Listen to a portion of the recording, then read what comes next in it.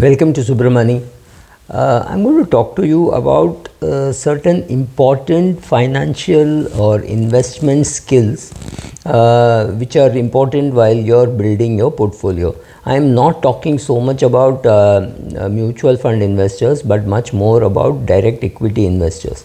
First of all, knowing the difference between being patient and being stubborn is very important, because investing over long periods of time requires a lot of patience. So knowing when to be patient and when to be not stubborn, right? So that line is very thin, because I have seen in my life silver line go from 30 to 300 to 1300 to 0, right? I've seen Pateja forging go from 30 to 300 to 0, right? I think went up maybe beyond 300 also. There were bonuses, etc. So you've seen these kind of things. I've seen Mazda Industries go from 9 to 1600 to 0, right? So all these things happen. So at what stage do you get out? Do you get out at all? So in 1978, 79, 77 to 79, I must have also got into Reliance and HDFC Limited, right? But that was a time when my dad's money and George Fernandez's nudge helped us get into some of the best MNCs, say Colgate, HUL, Siemens. You just name them, and they all had to do a FERA dilution called an IPO, and therefore, and it was controlled by CCI, Controller of Capital Issues. To just tell you how great CCI was, they gave a 15 rupees premium to Colgate. They gave a 2 rupees premium to a company called Advani Oerlikon, that was of course much later, and a 85 rupees premium to Garden Silk Mills. I have no clue where is Garden Silk Mills now, but the other two companies are doing well, right? So these kinds of pricing was completely at the whims of somebody else. But anyway, I am digressing. So when do you decide that this is a good company or a bad company? To me, the the golden rule was the MNCs, right? So I could only trust the MNC accounting. I had no clue about this man called Dhirubhai Ambani and this man called Deepak Parekh, right? Absolutely no clue. There was no way to know anything about them in 1978, right? You did not have LinkedIn, you did not have the www was itself not there, right? So you could read some articles on Business India or Economic Times or something, and now you know what goes into writing these articles, right? So there is no way how you would know what is good and what is bad. You are only driven by the balance sheet and by the price in the market. So if you are a chartered accountant who has done the audit of Hindustan Petroleum and Larsen and Toubro and maybe State Bank of India, you have no clue which balance sheet to trust and what the management believes is a balance sheet to trust. So yeah, we have done the audit of Indian hotels, we've done the audit of East India hotels, right? So some internal audit, some statutory audit, all those things, and then you just didn't know whom to trust. So how do you hold on to a company for a pretty long period of time? So for me, holding on to Colgate, Siemens, Hindustan Lever was very easy. These were the gold standards, saying, oh, this is an MNC, it will do well, it will not cheat the shareholder, right or wrong, I don't know, but this was the view in 1978. So at that stage, to decide whether to hold on to Orke or whether to hold on to a Reliance, I think it was more luck than logic. I sold Orke and I held on to Reliance for a long period of time. I could have done the reverse. I could have sold Reliance and held on to Orke, and my value would have been 0. I could have held on to Pateja Forging and lost money. I could have held on to Silver Line and lost money. I was lucky because some of these companies, something just didn't gel. I can't really put it to my skill that I knew that these shares were worth selling. But yes, none of these shares I held for a very long period of time. I had one more thing, that I would cut losses fast. I would not cut underperformance very fast. For example, last 5 years, Gillette has dramatically underperformed Colgate. Does it mean I will sell all my Colgate and put into Gillette, saying next 5 years Gillette could outperform Colgate? Or will I sell all my Gillette and buy Colgate, saying Gillette is not performing for whatever reasons? I don't do that. I normally hold it. I've been holding Gillette for a very long period of time. It's not been a bad performer, but it has been a disastrous performer if I compare it to Nestle, HUL or Colgate, right? They've been underperformed. It's been an underperform, but it's a fairer share doing well, and from my price it has done well, so I am not too much perturbed by it. So that line between patience and stubbornness is very difficult to know. Knowing why you are holding is also very difficult, and saying I don't care about yardsticks, I don't care about the index, all that's fine, but you should know why you're holding. I don't know in many of the shares whether my holding now makes sense because the P is high. Maybe in some cases the promoters are selling. Look at Hyundai IPO. Right, it is being sold by the parent company, so it's an OFS. Should you be investing? I don't have a view. I'm very clear that I will not invest in OFS because I just don't invest in OFS or IPO, right?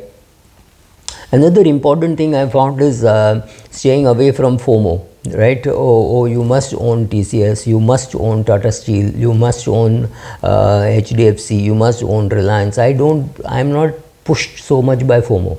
I did not touch any of the IPOs or an OFS of a Zomato or a Paytm or a Nykaa because I felt these promoters were way too smarter. They knew when they should sell and they were selling. But I bought Paytm at 300 and odd. I bought Zomato. I started buying Zomato at 47. So I made some money in both these shares. In fact, good money in Zomato. I bought Indigo starting 800. So some of these shares I bought much later after the market started evaluating them and started giving them a price. So OFS, no, not a place for me to touch. So the FOMO should not hit you, because when FOMO hits you, then there is a chance that you will make some investment just saying, oh my god, I don't have any infrastructure, so I must have infrastructure. I don't have any banking, I must have banking, so let me buy Sun Pharma. Any of these things are FOMO, right? So don't do that, because at the end of a bull market, you know, prices are awry. They've just gone awry. So check the market cap of Sun Pharma, check the market cap of any of the companies which you think are fairly priced, and then compare it to how much it should grow over the next 10 years, right? So if you buy Zomato today at this price, it has to do fabulously well for you to make money in the next 10 years, because it has already run up from 47 to 300 and odd, right? Approximately 300, I'm not very sure. So it's already been a 7-bagger for me from my starting price, though not really, because my average cost would be something like 120, 130, because I've been buying at various prices. So it's a 3-bagger for me, or a 2.5-bagger for me. Am I happy with that? Yes. Will I keep adding at this price? Maybe not. But do I think it is going to do extremely well over the next 10 years? No, I don't think it is going to do extremely well over the next 10 years. I may continue to hold, I may continue to add, I may change my mind on next week. That's a different thing. But as of now, I think it's fully priced, if not overpriced, right? So don't worry about FOMO, because if FOMO hits you, you are in reasonably big trouble. I also think that most of the people watching this have not seen longish bear markets, right? So you will have to be willing to accept long periods of being uncomfortable, right? There are people who say, oh, 2008 to 2012, my portfolio did nothing. It did not grow at all. I was doing an SIP and it did not grow, and I was smart enough to do my SIP. It is not growing, does not hurt. What hurts is market coming down. That is what hurts. So 1994, I think the market was really bad. 93, 94, the market was really bad, and it took 7-8 years to recover. Of course, that time it was trying to recover from that Harshad Mehta problem, and Did you stay during that period, and did you do your SIP? That's the question to ask. Many people, if you were a starter in 1994, you may have even switched careers and say, oh my god, this equity market is going nowhere. I know people who did it. I know people who went away from mutual funds to insurance because that was a period when the market was a disaster. People were just not making money. As a broker, your phone wouldn't ring. That was a terrible time, and the NSE was just launched. We had put in our money, we were members at that, and there was just not enough business, right? So that is far more difficult to handle.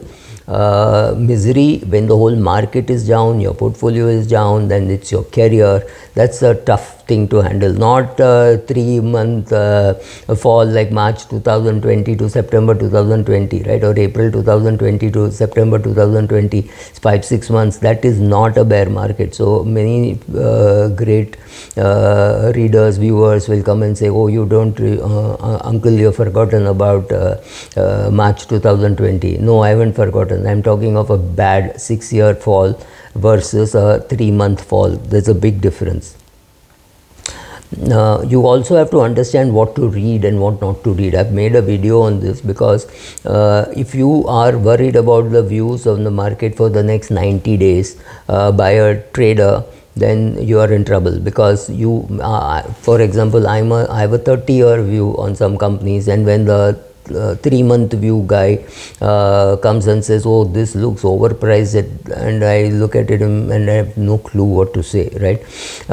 His views and my views can never match, or her views and my views can never match, because they have to do a comparative call continuously. They have to continuously compare. Let's say they have to compare Zomato to Swiggy on a regular basis. I don't have to. I have to, if in absolute terms I'm making good money in Zomato or in Indigo, I don't have to worry what is the logistics business doing, right? I don't have to compare. I don't have to look at the logistics index and say, oh, but the logistics index is doing better than Indigo, so I should sell Indigo and buy the logistics index. No, that doesn't work for me.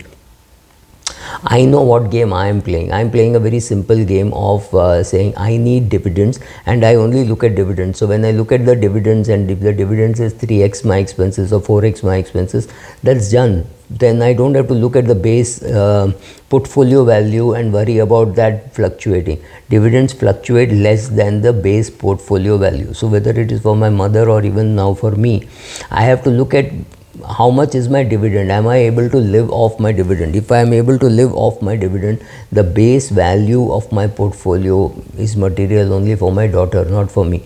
So some of these learnings I thought I should share it with you. Thank you.